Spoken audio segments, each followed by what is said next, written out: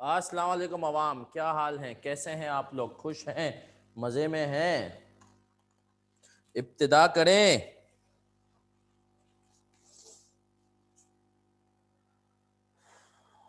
आवाज़ आ रही है मेरा बच्चा?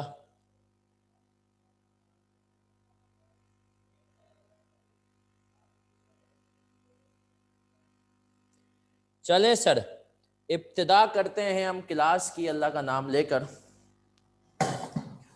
और सर इब्तिदा में हम क्या करेंगे? सर इब्तिदा में हम ये करेंगे कि सर सबसे पहले क्विकली बोर्ड मिटाते मिटाते हम अब तक जो हमने पढ़ लिया है वो रिवाइज करेंगे, और फिर आज आएंगे आखिरी चीज की तरफ, अफेक्टिवली कॉन्सेप्चुअली, कि हम तैयार हो पाए अब एक मिक्स सवालात की तरफ, पास पेपर्स के सवालात की तरफ। लेकिन सर हमेशा की तरह सबसे पहले जो अब तक पढ़ चुके हैं उसको रिवाइज करते हैं। सर अब तक हमने क्या पढ़ा था?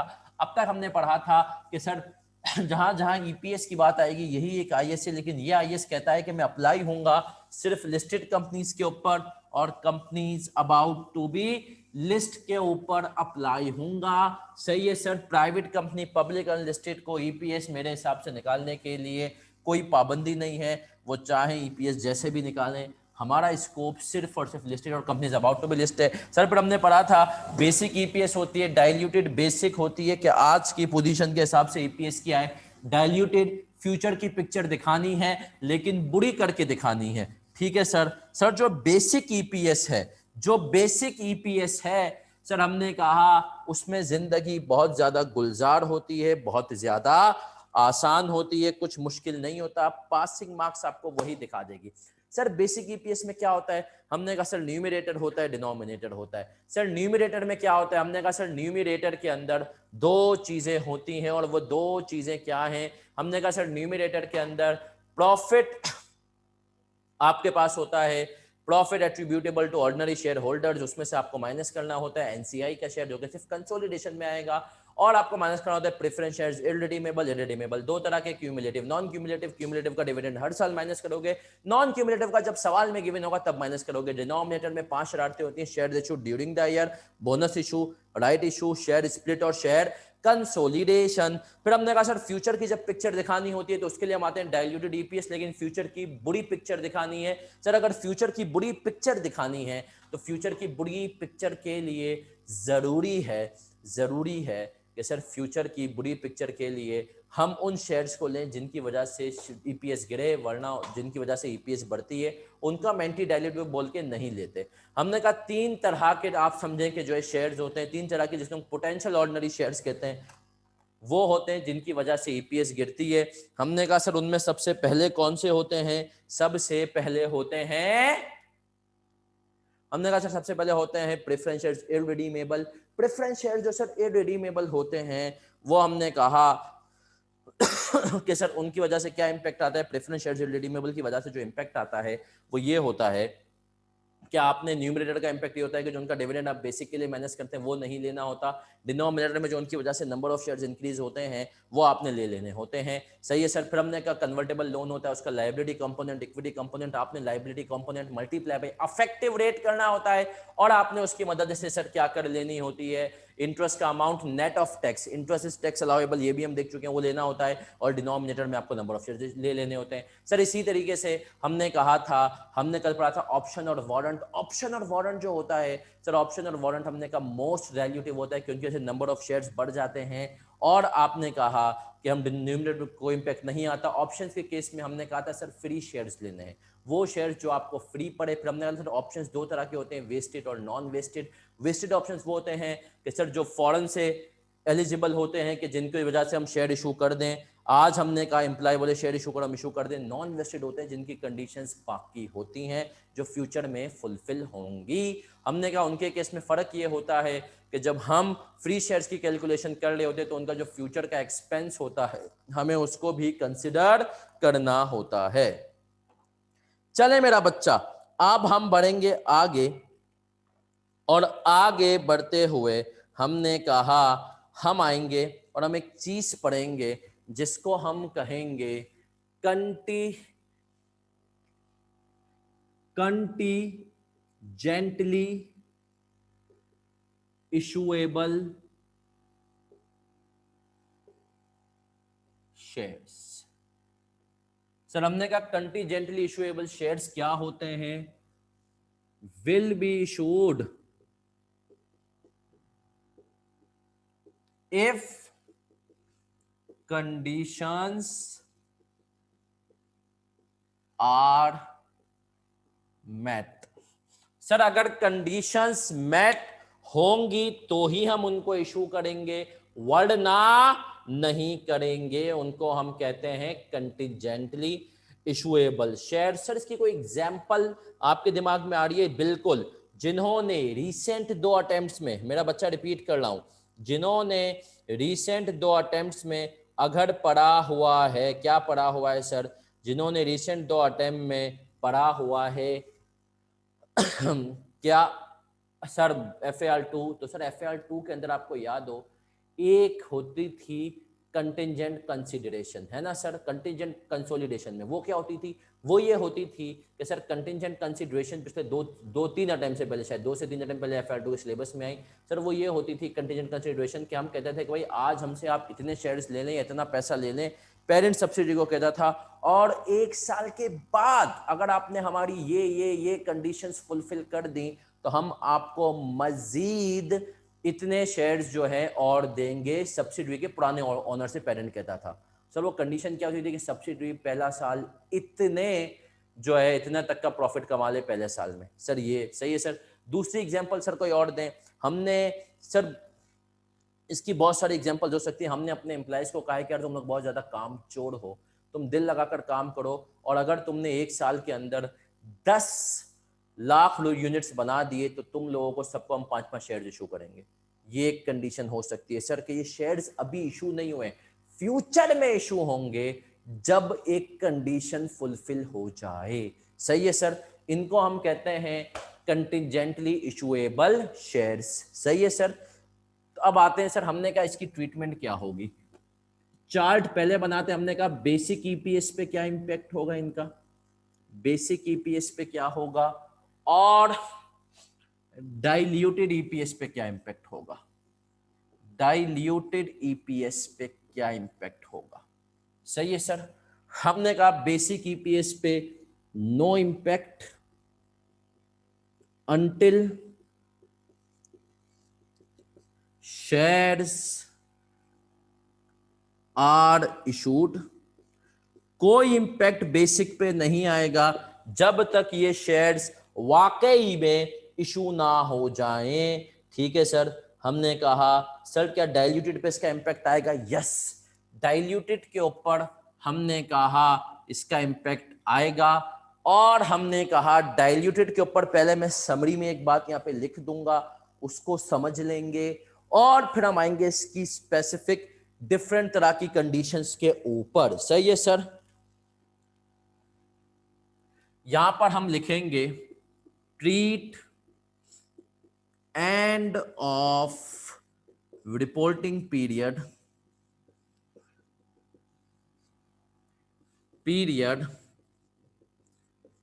S end of contingency period. Sir end of reporting period को ट्रीट करना है एंड ऑफ कंटिजेंसी पीरियड। सही है sir. If conditions are met at end of reporting period, reporting period का मैं शॉर्ट फॉर्म लिख रहा हूं RP, RP is reporting period, then take their impact in weighted average shares, otherwise not। चले मेरा बच्चा कॉपी करें ये, फिर आगे बढ़ते हैं, समझते हैं ये क्या कहना चाह रहा है। जल्दी से कॉपी करें।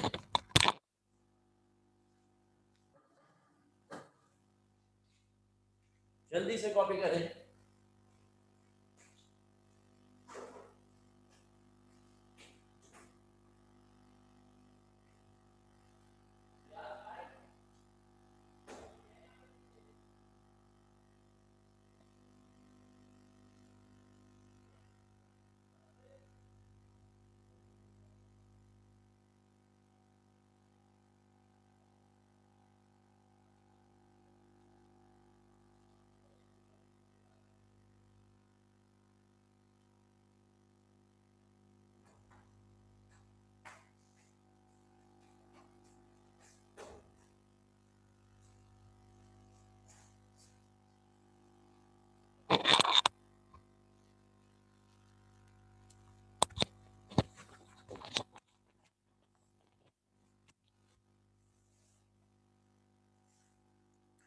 Contingently issuable shares will be issued if conditions are met.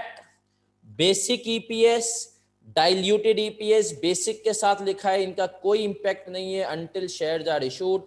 Diluted EPS के साथ हमने लिखा है treat end of reporting period as end of contingency period. If conditions are met at the end of reporting period then take their impact on weighted average shares. और अगर conditions mat नहीं हुई हैं तो आपने इनका इंपैक्ट भी weighted average shares में नहीं लेना। सर अब आए समझते हैं, ये जो अभी हमने लिखा है, हमने कहा सर इसको हम एक दफ़ा समझ भी लेते हैं कि कहना क्या चाह रहे हैं ना सर। कर लिया कॉपी बच्चा, बढ़ जाऊं आगे।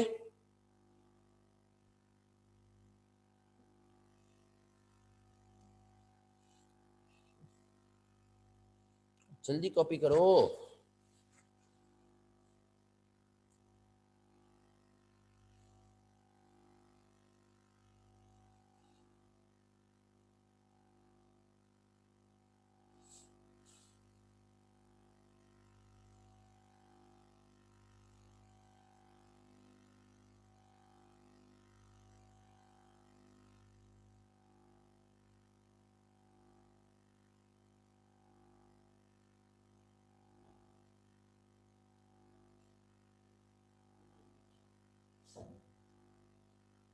चले मेरा बच्चा, अब इसको समझाने जा रहा हूं मैं, सुनिएगा।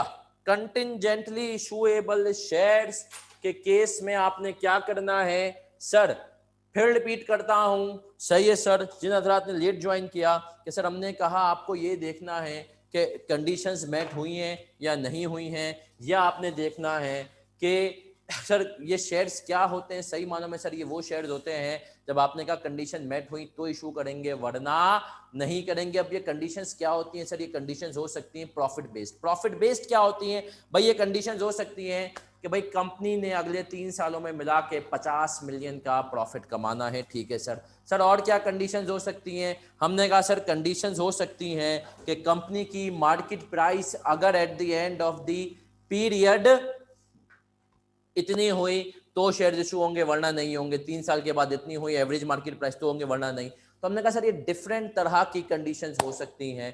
कंडीशन ये भी हो सकती है कि हमने जो है कॉन्ट्रैक्टर को कहा हुआ है कि तुमने अगर 1 साल के अंदर हमारी 5 आउटलेट्स या 2 साल में हमारी 5 आउटलेट्स जो है तैयार कर दी तो तुम इतने नंबर ऑफ शेयर्स देंगे। सर ये तमाम कंडीशंस हो सकती हैं, इसके बारे में बेसिक पे कोई इंपैक्ट नहीं लेना जब तक शेयर इशू ना हो जाए। हाँ डाइल्यूटेड पे सर इंपैक्ट आएगा, और सर डाइल्यूटेड पे क्या इंपैक्ट आएगा वो अब हमें देखना है सर। डाइल्यूटेड पे हमने कहा सर इंपैक्ट आएगा, और डाइल्यूटेड पे सर इंपैक्ट ये होगा treat end of reporting period as end of contingency period. Sir जो रिपोर्टिंग पीरियड का एंड होगा उसी को आपने कंटिंजेंसी पीरियड का एंड समझना है। मतलब सुनना, अगर मैंने ये टारगेट दिया हुआ है कि भाई 3 साल में 36 मिलियन की अर्निंग हो जाए, सही है सर।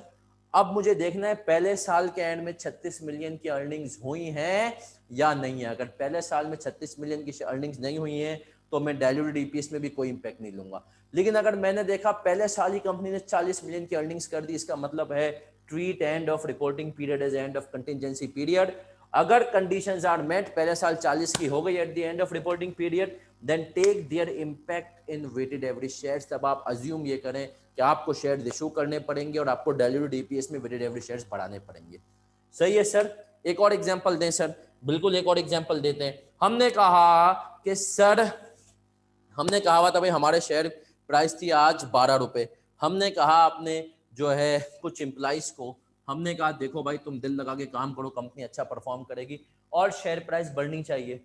शेयर प्राइस अगर 30 की हो गई 2 साल के बाद, तो हम तुम्हें, अगर शेयर प्राइस 30 की हुई तो हम तुम्हें एक नंबर ऑफ शेयर इशू करेंगे। मार्केट में एकदम से बूम आया, तब्दीली आई, अवाम खुश हुई कि भाई अब जो है मुल्क की हालात अच्छे होंगे। तो स्टॉक मार्केट में एम्प्लॉइज ने अच्छा परफॉर्म किया, नहीं किया, 30 की शेयर प्राइस पहुंच गई पहले साल के एंड पे ही। अब कंपनी बोलेगी हाँ भाई पहले साल के एंड पे अगर प्राइस चल रही है 30 की, तो अब हमें पहले साल में ही शेयर्स को क्या करना पड़ेगा, इशू करना पड़ेगा। तो सर आए, अब हम एक और चार्ट बनाएंगे। अगर आपने ये चार्ट कॉपी कर लिया है, अगर आपने ये चार्ट कॉपी कर लिया तो सर अब हम एक और चार्ट की तरफ जा रहे हैं। और सर उस चार्ट में हम क्या करेंगे, सर उस चार्ट में हम ये करेंगे कि हम इसका पार्ट बी बनाएंगे। और इसका जो पार्ट बी होगा, मतलब चार्ट का पार्ट बी, वो पार्ट बी बहुत इंपॉर्टेंट होगा। आप सब ने उसको सही से कॉपी करना है, तो इंशाल्लाह कोई मसला नहीं होगा।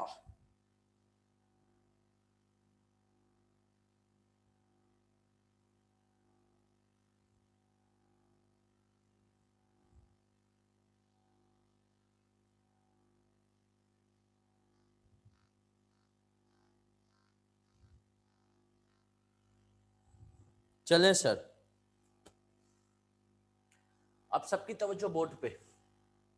ये मिटा रहा हूं कंटिजेंटली।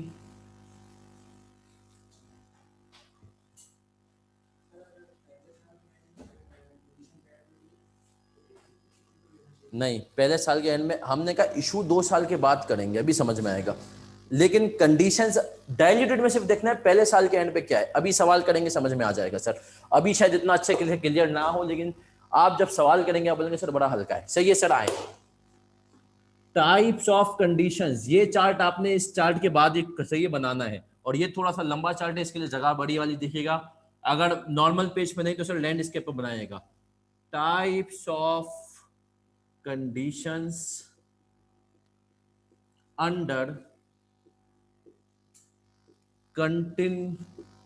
contingently issuable shares, issuable shares, types of conditions under contingently issuable shares। अब आए सर, 3 तरह की कंडीशंस हो सकती हैं।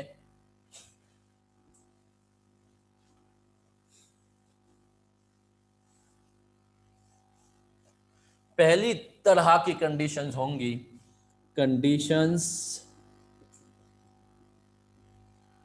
बेस्ड ऑन अर्निंग्स और other internal targets. Internal targets मतलब कंपनी के अंदर से पूरे होने वाले टारगेट्स। इसकी एग्जांपल दे दें इंटरनल टारगेट्स। कंपनी ने एम्प्लॉयज को कहा इतनी प्रोडक्शन करके दे दो, इतनी कॉस्ट सेविंग करके दे दो। सही है sir. Conditions based on earnings, और हमने कहा अदर। अदर कौन से टारगेट सर? हमने कहा अदर जो है हमारे पास उसके टारगेट, नॉर्मल टारगेट है।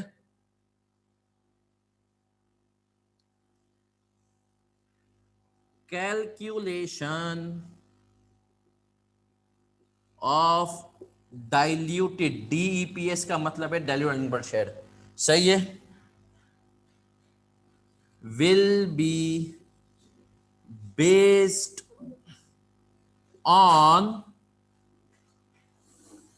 खैरियत अभी आया है।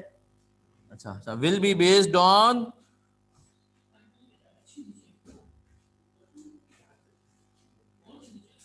ऑर्डिनरी शेयर्स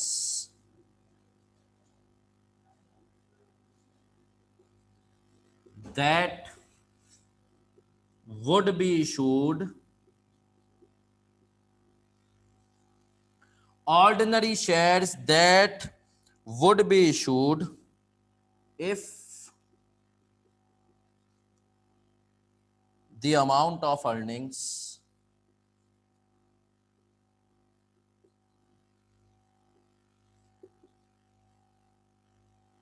अर्निंग्स या टारगेट, प्रोडक्शन आउटपुट वगैरह,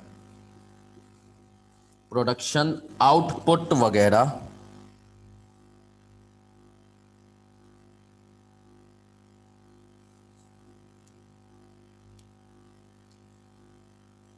at end of reporting period, reporting period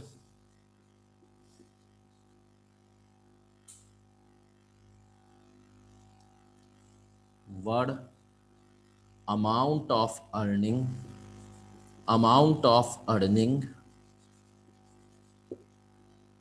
at end of contingency period, end of contingency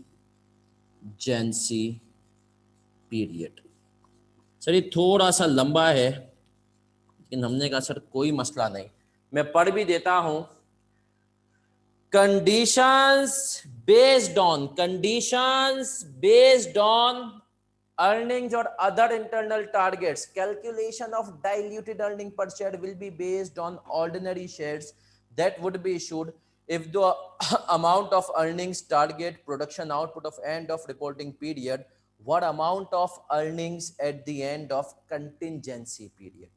sir ये वही तो बात है जो अभी हमने पिछले चार्ट में पढ़ी कि आपने रिपोर्टिंग पीरियड के एंड पे देखना है कि कंटिजेंसी पीरियड पे क्या है, बिल्कुल वही बात है। बस थोड़ी सी इसमें एक शरारत है, वो मैं आपको बताऊंगा क्या शरारत है। ये कॉपी कर लिया आपने तो फिर हम इसका एक सवाल भी करेंगे और सवाल में देखेंगे क्या शरारत थी एक्चुअल में, है ना सर? अगर आपने कर लिया कॉपी तो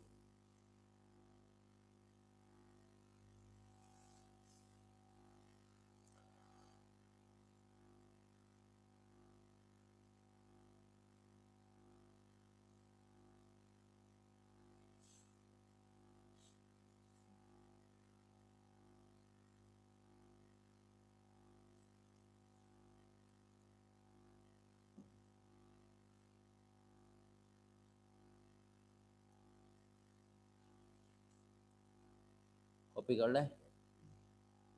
चलो जी आ जाए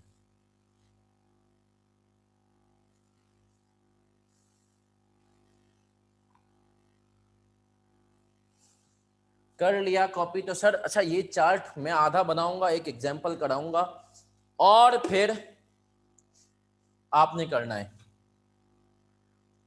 मतलब आप इस चार्ट को पूरा एक साथ बनाएंगे, मैं एक पार्ट कराऊंगा फिर इतना बोर्ड मिटा के अगला पार्ट करवाऊंगा, आपके पास ये चार्ट जो है पूरा एक साथ होगा। ठीक है सर? कर लिया कॉपी तो लिखो भाई यस सर। इस चार्ट की बेटा मैं वही कह रहा हूं, 3 साइड्स हैं, पहला दूसरा तीसरा। मैं पहली साइड मैंने लिख दी, इसके ऊपर सवाल करवाऊंगा क्योंकि मेरे पास बोल्ड लिमिटेशन है, आपके पास रजिस्टर लिमिटेशन नहीं है, तो मैं इसके ऊपर सवाल कराऊंगा और फिर इस चार्ट के ऊपर वापसी आऊंगा। आपने जब तक क्या करना है, पहली साइड लिखी है, बाकी जगह छोड़नी है, 3 साइड है, आपने एग्जाम्पल फिर करनी है और फिर वापस आपने इस चार्ट के ऊपर आ जाना है। आपने एक ही चार्ट, मतलब आप लास्ट डे जब रिवाइज करें तो आपके पास ये एक ही चार्ट के अंदर तमाम चीजें आ जाए। ठीक है सर?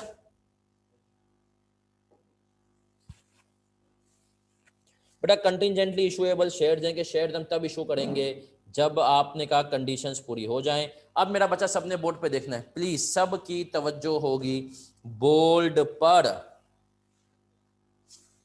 चलें सर, मैं अब इसकी एग्जांपल, टारगेट अगर आपका शेयर्स हमने कहा कंटिजेंटली इशूएबल शेयर्स, पहली चीज पढ़ लें, अगर आपने कंडीशन रखी हुई है अर्निंग्स के ऊपर या इंटरनल टारगेट के ऊपर, अर्निंग्स या इंटरनल टारगेट मतलब क्या है भाई, आपने कंडीशन रखी हुई थी कि ये होता है असल में लॉन्ग टर्म, 3 सालों की एवरेज अर्निंग अगर हर साल 20 मिलियन आ गई तो हम शेयर इशू करेंगे। सही है सर? एवरेज अर्निंग क्या आ गई, 20 मिलियन आ गई हर साल की, तो हम शेयर इशू करेंगे।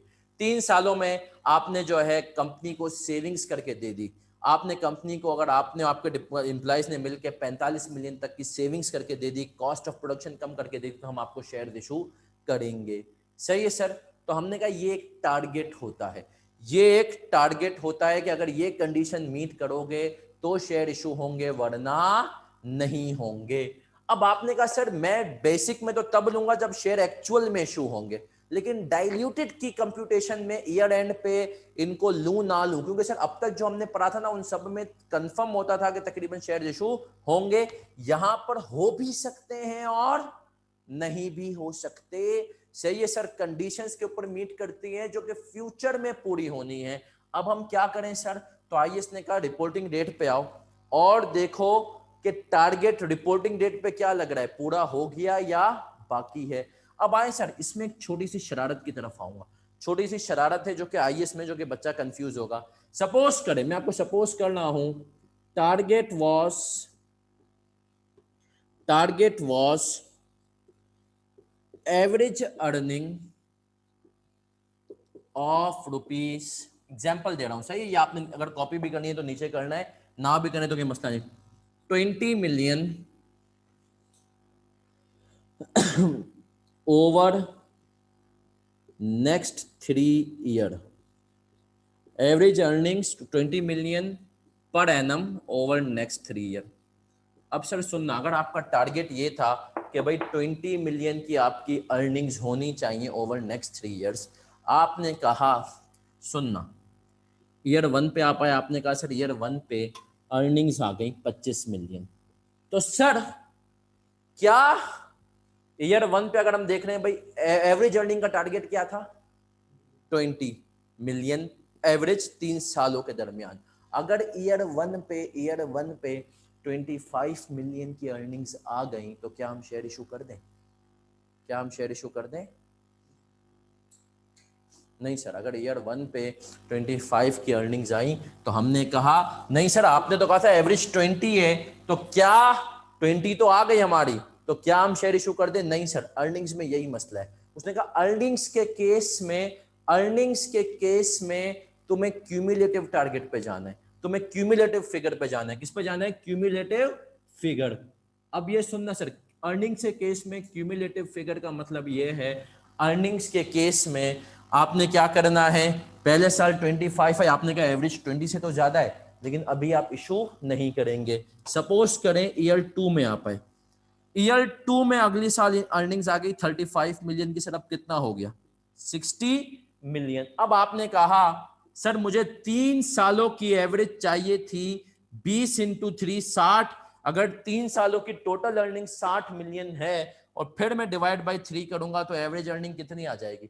20 मिलियन। तो सर अब ईयर 1 पे क्यूमुलेटिव आपको फिगर देखनी है अर्निंग्स के केस में। मैं बार बार रिपीट कर रहा हूं, क्या देखनी है? Cumulative figures. ईयर 1 के एंड पे मेरा बच्चा, अगर मैंने कहा कि सर हमारे पास किसके पास? हमारे पास अर्निंग्स अगर 60 मिलियन है, ईयर 1 के एंड पे 25 मिलियन है, तो हमने कहा अभी टोटल क्यूमुलेटिव 60 मिलियन की अर्निंग्स नहीं हुई, हम शेयर इशू नहीं करेंगे, मतलब डाइल्यूटेड ईपीएस की वर्किंग में नहीं लेंगे। लेकिन सर अगर 3 सालों की बेसिस पे अर्निंग्स कितनी हो गई? 60 हो गई, मतलब 2 सालों की बेसिस पे ही 60 हो गई, तो अब हमें लग रहा है कि हाँ यार, अगले साल अगर हम प्रॉफिट ना भी कमाए तो आज पोजीशन देखें तो हमारा एवरेज वाला टारगेट पूरा हो चुका है 3 सालों का 20। तो अब हम दूसरे साल में शेयर्स को कंसिडर करेंगे और हम दूसरे साल डाइल्यूटेड ईपीएस की वर्किंग में हम इंपैक्ट लेंगे। सर ये यूं समझ में नहीं आएगा जब तक हम एक सवाल ना करें। तो आए मेरा बच्चा एक सवाल भी कर लेते हैं। आए मेरा बच्चा, हम करते हैं एक अदद सवाल। तो चलें सर, एक सवाल है, पहले उसको करेंगे फिर आपको समझ में आने लगेगा। हमने कहा सर क्वेश्चन नंबर 41 पे आ जाए। क्वेश्चन नंबर 41 पे आए और हमने सर क्वेश्चन नंबर 41 पे क्या पढ़ा? उसने कहा a manufacturing company has in issue, a manufacturing company has in issue 3 million ordinary shares at 1 January 2007। It agreed to issue 5 lakh shares to its staff if factory output averages 100 units per annum over the period from 1 January 2007 to 31 December 2009। 3 साल हो गए ना, 7, 8, 9। The shares are to be issued on 1 January 2010। Sir हमने कहा year 2007 में company ने कितने shares issue किए थे, मतलब हमने कहा टोटल करने थे आपको कितने, 1 लाख। तो पहले साल हमने कहा 1,20 था, दूसरे साल 99 था और तीसरे साल कितना था, 1,05 था। तो हाँ सर, हमने कहा सबकी तवज्जो बोर्ड पे, मैं ये मिटाने लगा हूं सर, मैं ये मिटाने लगा हूं।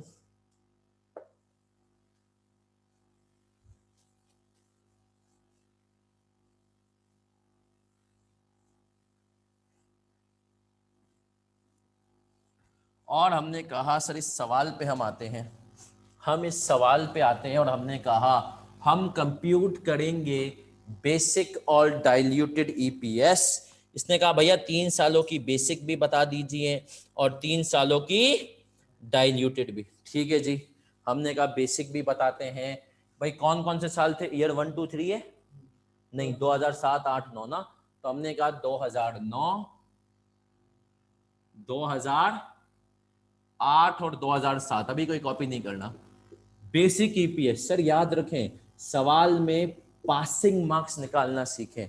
शरारतें अगर डाइल्यूटेड में है तो हमने कहा बेसिक में तो 2009 तक ये शेयर इशू नहीं हुए, उसने सवाल में हमें कह दिया, क्या कह दिया सर, हमेशा की तरह मैं चाहूंगा आप लोग एक दफा सवाल खुद भी पढ़ लें।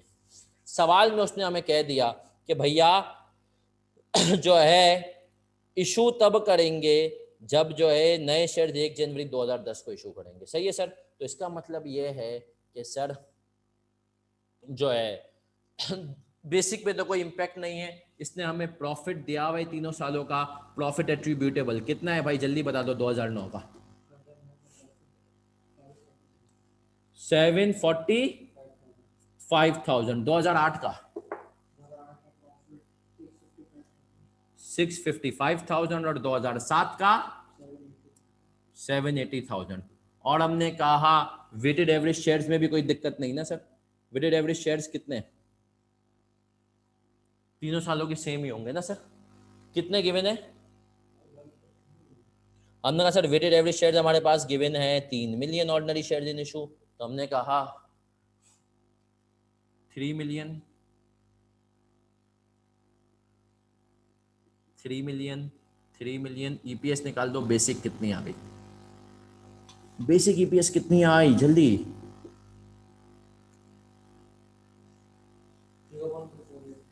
0.2483। ये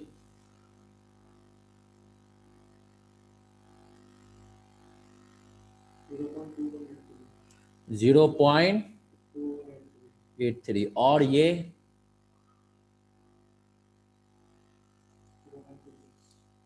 0.26। बेसिक ईपीएस की कहानी खत्म, कोई इंपैक्ट नहीं। क्या हम यहाँ तक क्लियर हैं? चलें सर अब आगे बढ़ते हैं। अब सबकी तवज्जो इधर, सबकी डाइल्यूटेड ईपीएस में जब हम आए तो हमने कहा डाइल्यूटेड ईपीएस में हम ये देखेंगे कि किस साल टारगेट पूरा हो रहा है। चलें सर अब डाइल्यूटेड की वर्किंग हम करेंगे यहाँ पे 2009, 2008 और 2007 हम करने जा रहे हैं यहाँ पर सर क्या, डाइल्यूटेड की वर्किंग। अब हमने कहा सर जब हम डाइल्यूटेड की वर्किंग पर आए तो हमने कहा सर क्या करना है, सबकी तवज्जो बोर्ड पे। सर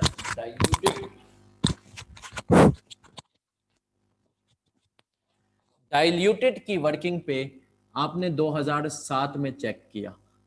पहले आपने कहा सर क्यूमुलेटिव टारगेट निकाल देते हैं। क्यूमुलेटिव टारगेट कितना था, क्यूमुलेटिव टारगेट कितनी अर्निंग होने चाहिए थे भाई, अगर एक साल का 1 लाख है तो टोटल देखो सर 3 लाख यूनिट्स होने चाहिए थे। जिस दिन तुमने कहा 3 लाख हो जाएंगे उस दिन तो अर्निंग्स की अगर बात करेंगे ना तो बेशक उसने एवरेज लिखा है, लेकिन आपने देखना है क्यूमुलेटिव बेसिस पे। यही तो कह रहा है, calculation of DPS will be based on ordinary shares that would be issued if the amount of earnings target production output at the end of reporting period were amount of earnings at the end of contingency period। तो आपने कहा total target था लाख पर साल, तो 3 साल में ये होना चाहिए था 3 लाख।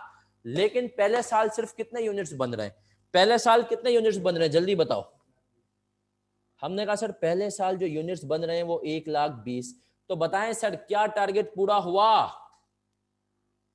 क्या टारगेट पूरा हुआ?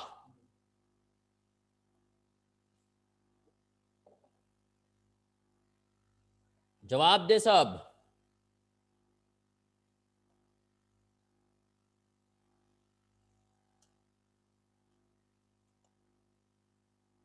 नहीं सर, हमने कहा टारगेट पूरा नहीं हुआ। अगर सर टारगेट पूरा नहीं हुआ तो पहले साल क्या डाइल्यूटेड ईपीएस में कोई फर्क आएगा बेसिक के मुकाबले में? नहीं सर। तो हमने कहा डाइल्यूटेड ईपीएस भी जो होगी हमारी, उसके लिए भी पहले साल 2007 में पहला मतलब प्रॉफिट 780 होगा और वेटेड एवरेज शेयर, क्योंकि हमने कहा इस साल हम शेयर इशू नहीं करेंगे, ये भी 3 मिलियन होंगे। तो हमने कहा basic and diluted EPS are same in case of पहला 2007। सही है सर, सिर्फ बेसिक भी यही है और डाइल्यूटेड भी यही है, तो अफेक्टिवली यहां पर डाइल्यूटेड है ही नहीं। सही है सर, तो हमने कहा बेसिक ईपीएस 0.26। ठीक है सर, 2008 में आते हैं। हमारा टारगेट है जिस दिन 3 लाख यूनिट हो गए उस दिन हम आगे बढ़ेंगे। सर 2008 में आए और 2008 में हमने कहा दूसरे साल, पहले साल 1,20,000 यूनिट थे, दूसरे साल हुए 99,000, तो 1,20,000 प्लस 99 हमने कहा नहीं सर, अभी भी हमने कहा 2,19 हुए, जिस दिन 3 लाख होंगे तो हम जाएंगे। तो हमने कहा सर दूसरे साल भी टारगेट पूरा नहीं हुआ। सर अगर दूसरे साल भी टारगेट पूरा नहीं हुआ तो यहां भी सब कुछ ऐसा ही है, 6,55,000, 3 मिलियन।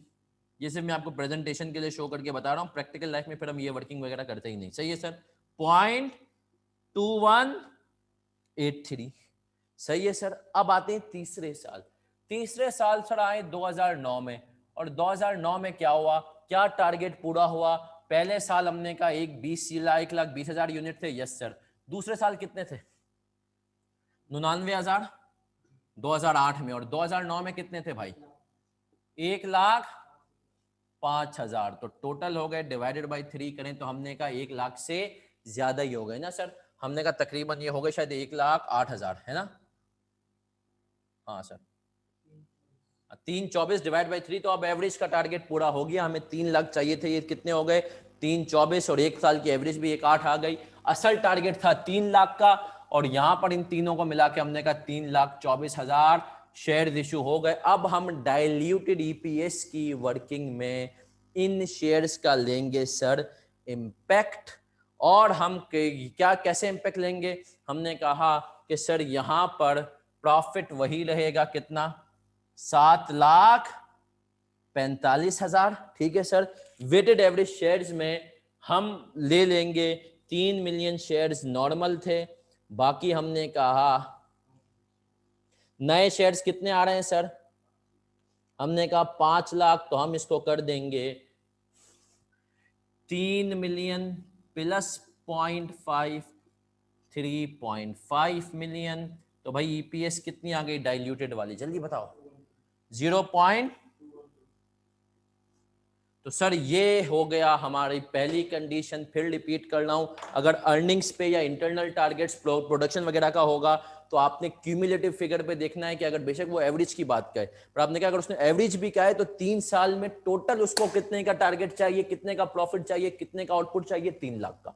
अगर टोटल 3 लाख का है तो जिस भी साल 3 लाख के फिगर पहुंच जाए, अब आपने क्या करना है, उस साल डाइल्यूटेड में उसकी फिगर को, उसके इंपैक्ट को ले लेना है। ठीक है मेरा बच्चा, क्लियर है? तो लिखो भाई सीसी।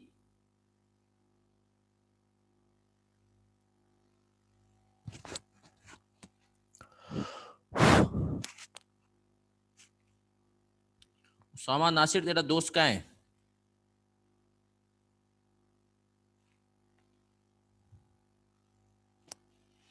मेरा बच्चा अगर क्लियर है तो लिखो सीसी।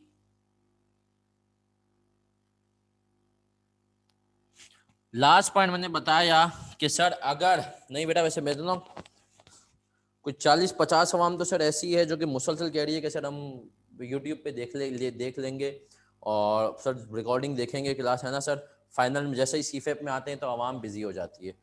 तो सर क्लियर है आप लोग?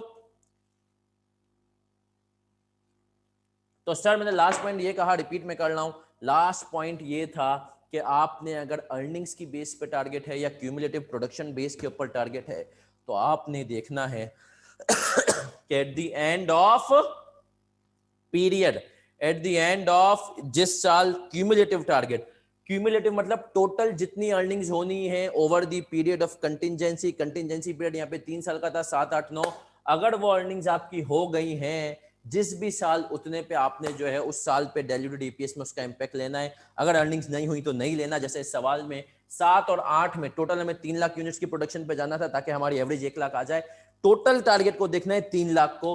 तो हमने कहा कि सर अगर 7 और 8 में टोटल टारगेट 3 लाख का पूरा नहीं हुआ तो हमने उनकी डाइल्यूटेड के अंदर इंपैक्ट भी नहीं लिया। Diluted is same as basic. पूरा हुआ 9 में तब जाके हमने उसके अंदर इंपैक्ट लिया। क्लियर है मेरा बच्चा?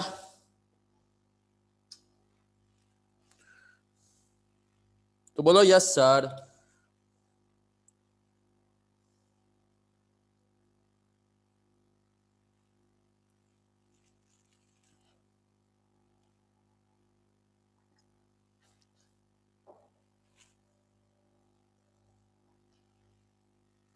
जी नमाज पे जा रहे हैं, बोलो ये क्लियर है?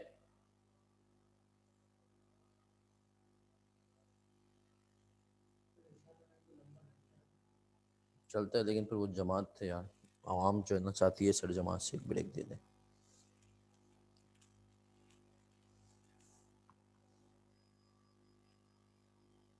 चले मेरा बच्चा। तो हमने कहा, क्या कहा सर? हमने कहा कि सर ये कंडीशन, यहां पे तो मेरा एक छोटा सा एक मासूमाना सवाल है, छोटा सा मासूमाना सवाल है। सवाल क्या है सुनना, सवाल नहीं मतलब एक एक्सप्लेन करनी है आपको, एक चीज एक्सप्लेन करनी है, इसके बाद नमाज के ब्रेक पे जाऊंगा। सर सपोज करें अब प्रॉफिट का टारगेट था, प्रॉफिट टारगेट ये था 1 लाख की अर्निंग 3 सालों में, टोटल अर्निंग्स होनी चाहिए थी 3 लाख। कितनी होनी चाहिए थी? 3 लाख। तो हमने कहा ये 3 लाख का टारगेट था। ईयर 1 में अर्निंग हुई 1,20 की, हमने कहा ओवरऑल टारगेट अचीव नहीं हुआ। ईयर 2 में अर्निंग हुई 1,90 की, टोटल कितना हो गया? 3,10। तो सर क्या इस साल ईयर 2 में डाइल्यूटेड ईपीएस की वर्किंग में मैं नंबर ऑफ शेयर, सपोज करो यही कहानी थी 5 लाख शेयर्स इश्यू होने थे, तो क्या मैं 5 लाख शेयर्स यहां पे ऐड कर दूंगा या नहीं? यस या नो, यस या नो बच्चों जल्दी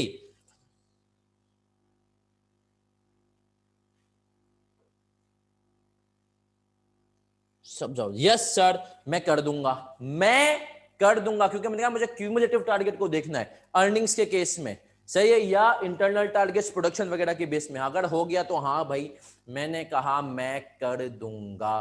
ठीक है सर, बिल्कुल ठीक है। अब सुनना सर, 3,10 हो गया, मैंने कर दिया। ईयर 3 पे मैं आया और ईयर 3 में हो गया 20,000 का लॉस। कितने का लॉस हो गया? 20,000 का। तो मेरा टारगेट था 3 लाख का क्यूमुलेटिव, अब ये हो गया है कितना है? 2,90। अब ईयर 3 में सर करूंगा क्या? ईयर 3 की ईपीएस में करूंगा?